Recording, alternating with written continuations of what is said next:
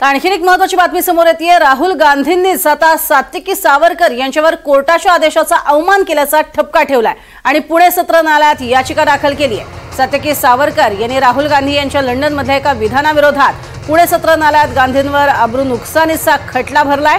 या खटल्यात वारंवार आदेश देऊनही याचिकाकर्त्यानं पुरेसे इलेक्ट्रॉनिक पुरावे सादर केलेले नाहीत, त्यामुळे आपली बाजू मांडण्यात अडचणी येत असल्याचा दावा करून राहुल गांधींनी उलटपक्षी सात्विकी सावरकर यांच्यावरच कोर्टाने अवमानाची कारवाई करावी अशी मागणी केली आहे। राहुल गांधींच्या याचिकेत सात्विकी सावरकर यांनी याचिकाकर्तेवेळी एक सीडी पुरावा म्हणून कोर्टासमोर सादर केली आणि या सीडीची कॉपी राहुल गांधींच्या वकिलांनी कोर्टाकडून मिळावी यासाठी प्रयत्न केले, पण सीडी ऐवजी सावरकरांच्या वकिलांनी एक पेन ड्राइव्ह कोर्टाकडे दिला।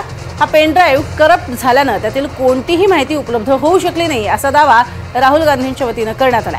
वारंवार सांगून देखील इलेक्ट्रॉनिक पुरावे देत नसल्याने याचिकाकर्त्यावर कोर्टाचा अवमान करण्याची कारवाई करावी अशी मागणी आता राहुल गांधींच्या वकिलांनी कोर्टात केली आहे।